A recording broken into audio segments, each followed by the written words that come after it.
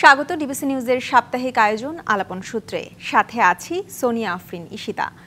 বাংলাদেশের প্রেক্ষাপটে ব্যবসার প্রবৃদ্ধি ঈদ, বৈশাখ, পূজাসহ বিভিন্ন উৎসবের উপর নির্ভর করে। দেশি পোশাক শিল্প এর ব্যতিক্রম নয়। বিভিন্ন প্রতিবন্ধকতার মধ্যেও দেশি ফ্যাশন হাউসগুলো তাদের স্বকীয়তা নিয়ে ব্যবসা পরিচালনা করে নিজস্ব পরিচয় গড়ে তুলেছে ক্রেতা সাধারণের মধ্যে। যদিও দেশি প্রতিষ্ঠান হিসেবে সরকারি নীতি নির্ধারকদের আইন এই শিল্পে তেমন সহায়ক হিসেবে কাজ করছে না বলছেন পোশাক শিল্পের উদ্যোক্তারা। সে কারণে বিশাল সম্ভাবনা থাকা সত্ত্বেও ফ্যাশন শিল্প প্রতিনিয়ত প্রতিবন্ধকতার সম্মুখীন। অনুষ্ঠানে আজ আলোচনা করব দেশি পোশাক শিল্পের হালচাল নিয়ে। আলোচনা করতে আমাদের সাথে স্টুডিওতে যুক্ত হবেন লারিভ এর পরিচালক ও প্রধান নির্বাহী কর্মকর্তা মন্নুজান নার্গিস এবং রোজ বাই নিঝু এর কর্ণধার ও ডিজাইনার রোজিনা আক্তার খানম নিঝু। আপনাকে স্বাগত জানাচ্ছি আমাদের আজকের অনুষ্ঠানে। শুরুতেই আমি আপনার কাছে জানতে চাই যে আর মাত্র এক মাস পরেই ঈদ, এবং ঈদকে সামনে রেখে আসলে ফ্যাশন হাউসগুলোর ভীষণ ব্যস্ততা শুরু হয়ে গিয়েছে। এবার ঈদকে সামনে রেখে কি ধরনের পোশাকের ডিজাইন নিয়ে আসছেন? ধন্যবাদ ঈশিতা, এবং ধন্যবাদ ডিবিসিকে আমাকে ইনভাইট করার জন্য। আমাদের ঈদের প্রিপারেশন তো অলরেডি শুরু হয়ে গেছে।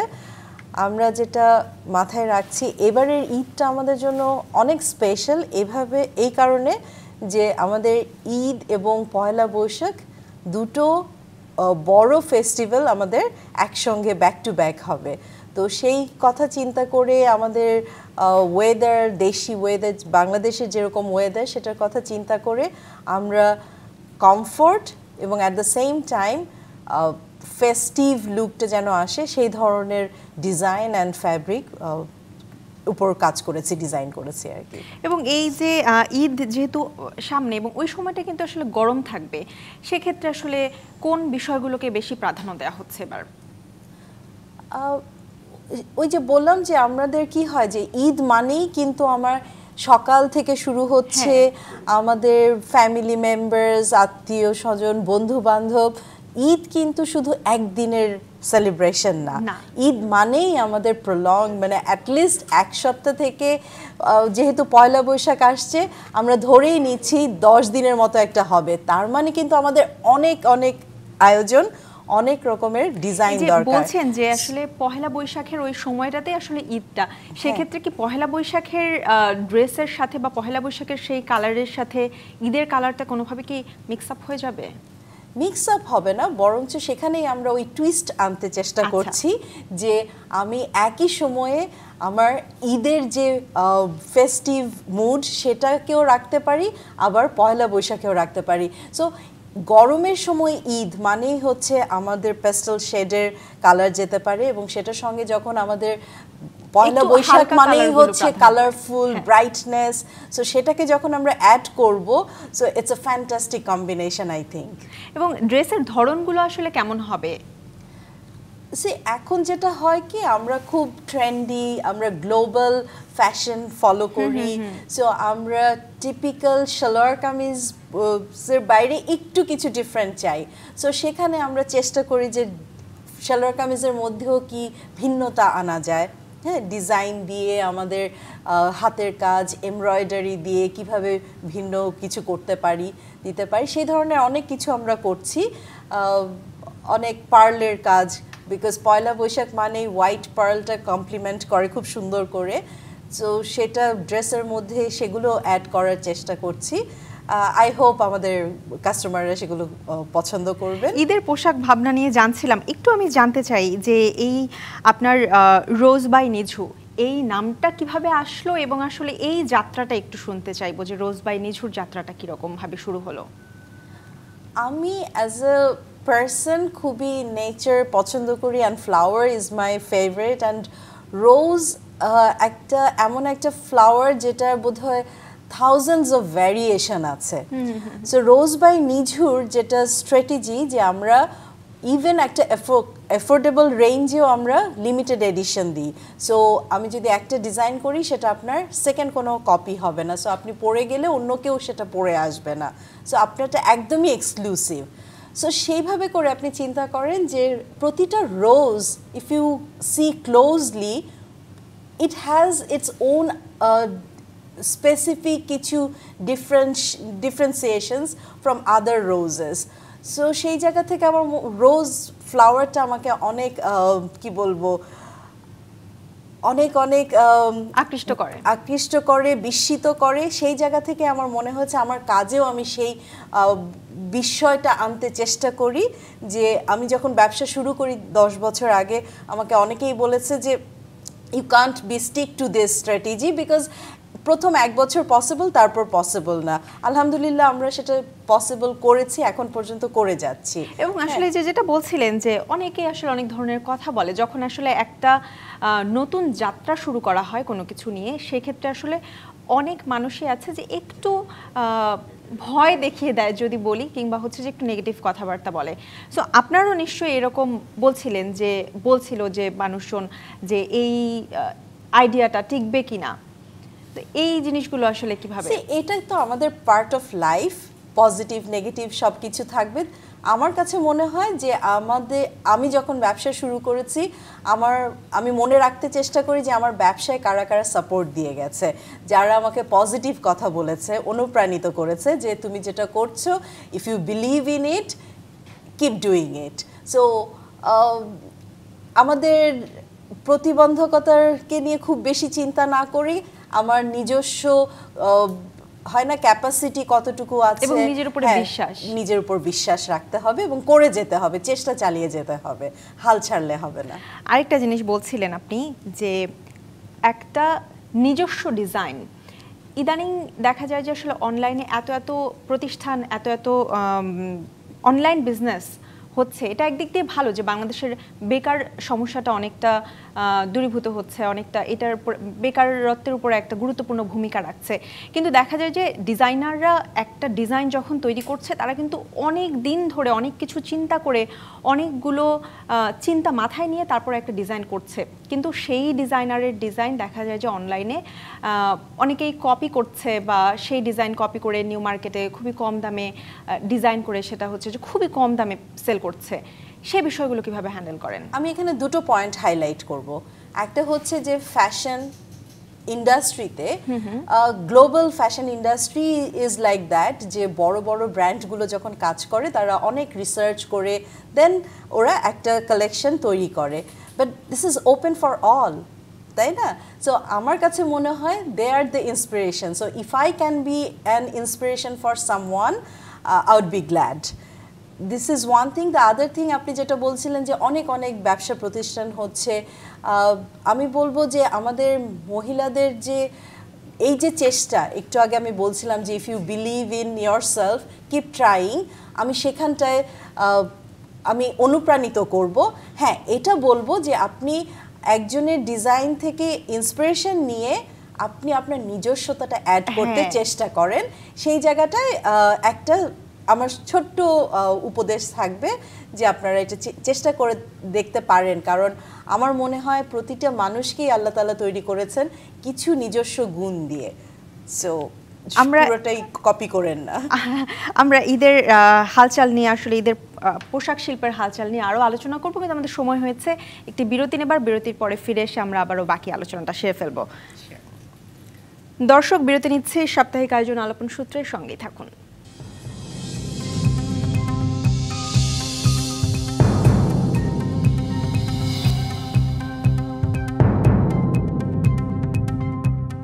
আবারও স্বাগত ডিবিসি নিউজের সাপ্তাহিক আয়োজন আলাপন সূত্রে আজকের আলোচনার বিষয় দেশি পোশাক শিল্পের হালচাল আলোচনায় আমাদের সাথে স্টুডিওতে আছেন লারিভের পরিচালক ও প্রধান নির্বাহী কর্মকর্তা মন্নুজান নার্গিস এবং রোজ বাই নিঝু এর কর্ণধার ও ডিজাইনার রোজিনা আক্তার খানম নিঝু আপনাদের দুজনকে আবারও স্বাগত জানাচ্ছি আমাদের আজকের অনুষ্ঠানে আমি এবার আমি আসতে চাই মন্নুজান নার্গিস আপনার কাছে আমরা বিরতির আগে আসলে আলোচনা করছিলাম যে দেশীয় পোশাক শিল্পগুলোর ব্যস্ততা নিয়ে আপনার কাছে জানতে চাই যে সামনেই তো ঈদ আর 1 মাস পরেই বলতে গেলে ঈদ এবং কালকে থেকেই রোজা শুরু হচ্ছে সেক্ষেত্রে আসলে পোশাক শিল্পগুলো কি ধরনের ব্যস্ততার মধ্যে সময় কাটাচ্ছে এবং ঈদের পোশাক নিয়ে আসার ক্ষেত্রে কোন কোন বিষয়গুলো আসলে মাথায় রাখছে এবার আসসালামু আলাইকুম শুভ দুপুর আমরা ঈদ হচ্ছে আমাদের সবচেয়ে বড় উৎসব এবং এই উৎসবকে ঘিরে আমাদের সকল প্রস্তুতি এখন পরিপূর্ণ।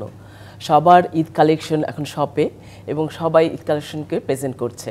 তা আমাদের ফ্যাশন হাউস লারিব ঈদ কালেকশনকে নিয়ে আরও 15 দিন আগেই লঞ্চ করেছে এবং আমাদের এবারের থিম হচ্ছে মুভমেন্ট বা গতি। তা আমরা এইভাবে দেখেছি যে পৃথিবীতে অনেক ধরনের পরিবর্তন অলরেডি হয়ে গেছে, আমাদের দেশেও অনেক ধরনের পরিবর্তন হয়েছে এবং যখন আমরা নিজেকে সামনের দিকে এগিয়ে নিয়ে যেতে চাই তখন আমাকে নিজেকে পরিশুদ্ধ করতে হয়, নিজের দিকে নজর দিতে হয়। এবং কখন আমরা সামনের দিকে এগোতে পারি? যখন দেহ মন আত্মার সাথে সংযুক্ত হয়। আমরা কিভাবে এই সংযুক্তিকে পোশাকি শিল্পে প্রকাশ করছি সেটা বিভিন্ন মাধ্যমে, কখনো কাপড়ে, রঙে, কখনো প্রিন্টে, কখনো সিলভেটে। রঙের ক্ষেত্রে আমাদের প্রাধান্য হয়েছে যে কিছু রং আছে নিজেদেরকে প্রশান্তি দেয়, কিছু রং আছে নিজেদেরকে উজ্জীবিত করে, কিছু রং আছে নিজেদেরকে আনন্দ ভাব দেয়। তো যে রঙগুলো আমাদেরকে প্রশান্তি দেয় সেগুলো হচ্ছে প্যাস্টেল কালার, এবং যেহেতু গরমের সিজন প্যাস্টেল কালারটা সবাই পছন্দ করছে। সো আমাদের এখানে cool blue, earthy tone, ash, grey, এই টোনে বেশ কিছু কালেকশন আছে। কিছু রং নিজেদেরকে উজ্জীবিত করে, যেমন গ্রিনের বিভিন্ন শেড আছে, মিন্ট, বাউন্সি মিন্ট আছে, গ্রিনের একদম পাতার সবুজ যে গ্রিনটা আছে, কিছু মেহেদি কালারের গ্রিন আছে। তারপরে এসেছে কিছু রং উজ্জীবিত করে, যেমন ফুশিয়া পিঙ্ক, রেড, টেরাকোটা, এসব কালারগুলো নজর দেওয়া হয়েছে। সিলভেটের ক্ষেত্রে আমাদের কালেকশনে একটু এবার যেটা মিনিমালিজমের দিকে প্রাধান্য দেওয়া হয়েছে, এবং কাপড়ের ক্ষেত্রে আরামদায়ক কাপড় যেমন লন, কটন, এগুলোকে প্রাধান্য দেওয়া হয়েছে। তার সাথে কিছু লাক্সারি, যেহেতু ঈদ আমাদের ফেস্টিভ, মহান ফেস্টিভ, সো এখানে লাক্সারির দিকে নজর দেওয়া হয়েছে। কিছু সিল্ক, মসলিন, ক্রেপ, এসব কাপড়ের দিকে নজর দেওয়া হয়েছে। আরেকটা জিনিস জানতে চাইবো যে আমি যতদূর জানি যে লারিভের একটা আলাদা সেগমেন্ট আছে নার্গিসাস, এটা নিয়ে একটু জানতে চাইবো যে এটা কি এবং এখানে আসলে কোন ধরনের কাপড়গুলো পাওয়া যায়। লারিভের নার্গিসাস হচ্ছে এক্সক্লুসিভ লেভেল।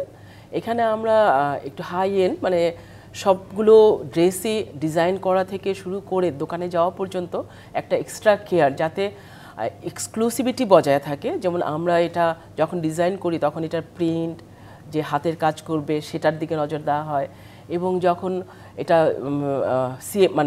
যখন এটা এক ওয়ার্কারের কাছে যায় বা প্রোডাকশনে যায় তখন তারা একটা এক্সট্রা যত্ন নিয়ে করে। ফেব্রিকের চুজের ক্ষেত্রে আমরা সিল্ক, মসলিনকে প্রাধান্য দিই, যেটা একটু লাক্সারি বোঝায়, এবং এটা যখন কাস্টমারও পরবে সে যাতে ফিল করে যে দিস ইজ এক্সক্লুসিভ। তো সেইভাবেই আসলে নার্গিসাসটা সযত্নে একটা কাস্টমারের কাছে এক্সক্লুসিভ লেভেল হিসাবে তুলে দেওয়া হচ্ছে। আমি দুজনের কাছে একটা বিষয় জানতে চাইবো যে আগে আসলে যখন ক্রেতারা ড্রেস সিলেক্ট করতো তারা অনেক সময় দেখা যেত যে ইন্ডিয়ান বা হচ্ছে যে পাকিস্তান সেই ড্রেসগুলোর উপরে বেশি ঝুঁকে যেত, কিন্তু এখন তারা দেশীয় পোশাকের উপরে বা দেশীয় ব্র্যান্ডের উপরে অনেক বেশি ভরসা করছে এবং দেশীয় ব্র্যান্ডের দিকেই বেশি ঝুঁকছে। সেক্ষেত্রে ডিজাইনিংয়ের ক্ষেত্রে দেশীয় সংস্কৃতিটাকে কিভাবে প্রাধান্য দেন? আচ্ছা, এখানে আসলে আমরা লারিভ যেটা করি, আমরা প্রিন্টের মাধ্যমে দেশীয় সংস্কৃতিটাকে তুলে ধরি। এখানে আমরা ফিউশন বেসডটা কাজ করছি। আসলে দেশীয় প্রিন্ট যেগুলো, যেমন ধরেন পেজলি যেটা বলি, তারপর একটু আভিজাত্য বোঝাতে আমরা এবার নিয়ে আসছি ঝাড়োকা প্রিন্ট। ঝাড়োকা কোনটাকে বোঝাচ্ছে? যেটা হচ্ছে প্যালেসে সবচেয়ে সুন্দর জায়গা হচ্ছে উইন্ডো, এবং উইন্ডোটাকে বিভিন্নভাবে এক্সপ্রেস করছে। এবং উইন্ডো দিয়ে যখন আপনি যে কোনো কিছু দেখবেন, কখনো হয়তো বা কার্টেনের মাঝখানে, কখনো হয়তো বা ফ্লাওয়ার গার্ডেন, সেইটাকেই আমরা এবার ক্যানভাস হিসাবে আমাদের পোশাকে তুলে নিয়ে আসছি। তো এরকম আরও অনেক পলকা ডট আছে, তারপর কিছু স্ট্রাইপ আছে, কিছু ফগি প্রিন্ট আছে যেগুলোকে, আর কিছু গার্ডেন প্রিন্ট আছে যেগুলোকে আমরা ট্রেডিশন হিসাবে তুলে নিয়ে আসছি। এবং ট্রেডিশন হিসাবে আমাদের হাতের কাজ তো আছেই, সব নকশি কাঁথা, তারপর কারচুপির কাজ, এগুলো তো আসলে আমাদের ট্রেডিশন।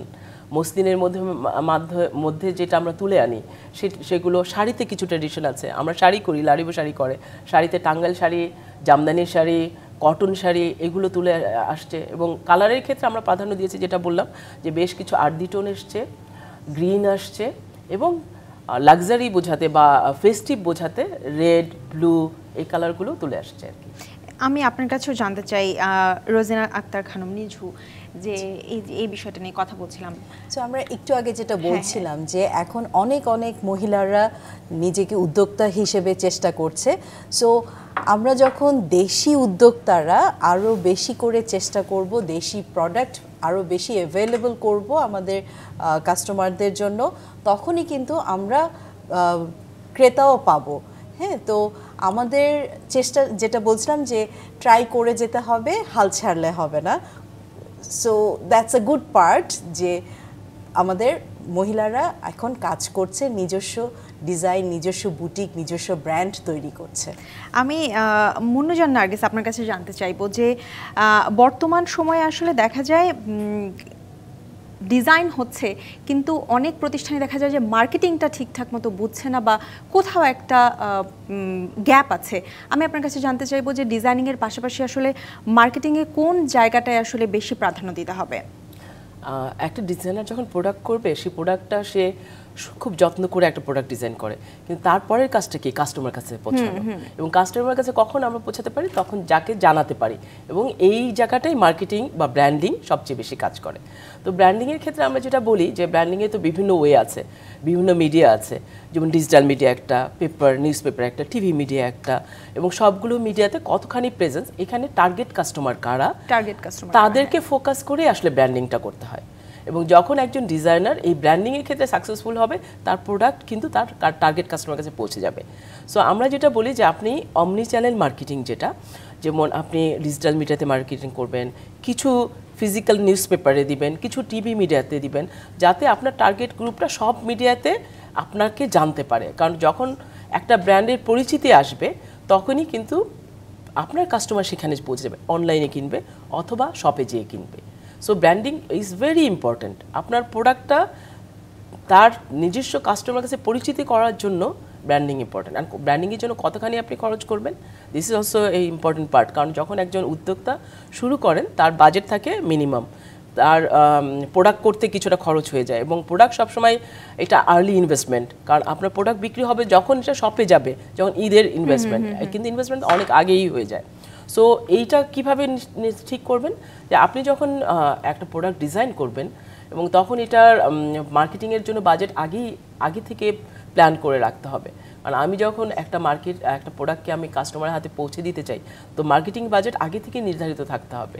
আদারওয়াইজ এই প্ল্যানিংটা না থাকলে কিন্তু আপনার প্রোডাক্টটা প্রপার টাইমে প্রপার কাস্টমারের হাতে যেতে পারছে না। আমরা আলোচনা করতে করতে একদমই শেষের দিকে চলে এসেছি। আমি আপনার কাছে জানতে চাইবো যে এই বর্তমান সময়ে আসলে অনেক তরুণ তরুণী ফ্যাশন ডিজাইনিংয়ের এই সেক্টরে আসছে, প্রাতিষ্ঠানিক শিক্ষা ছাড়া আর কোন কোন বিষয়গুলো আসলে মাথায় রাখা উচিত এটাকে পেশা হিসেবে নেওয়ার জন্য?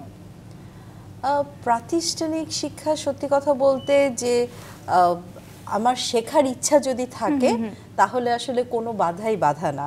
এখন আমরা খুব একটা lucky generation in that sense যে আমরা যদি জানতে চাই কোনো কিছু, অনলাইনে অনেক কিছু অ্যাভেলেবল আছে। আপনি ইউটিউবে খুঁজলে আপনি শিখতে পারবেন, আপনি ব্রাউজারে যান, গুগল সার্চে যান, পেয়ে যাবেন। অনেক দেশি বিদেশি অনেক ডিজাইনাররা অনেক রকমের ইনফরমেশন শেয়ার করে। হ্যাঁ, তো শেখার ইচ্ছাটা হচ্ছে সবচেয়ে বড় কথা, এবং অন্যদের ব্র্যান্ড কিভাবে করছে সেই জিনিসগুলো খুব ক্লোজলি ফলো করতে হবে। অসংখ্য ধন্যবাদ আপনাদের দুজনকে আমাদের স্টুডিওতে আজকে সময় দেওয়ার জন্য। ধন্যবাদ সবাইকে মাহে রমজানের শুভেচ্ছা। আলাপন সূত্রে এই ছিল আমাদের আজকের আয়োজন। ডিবিসির সঙ্গেই থাকুন।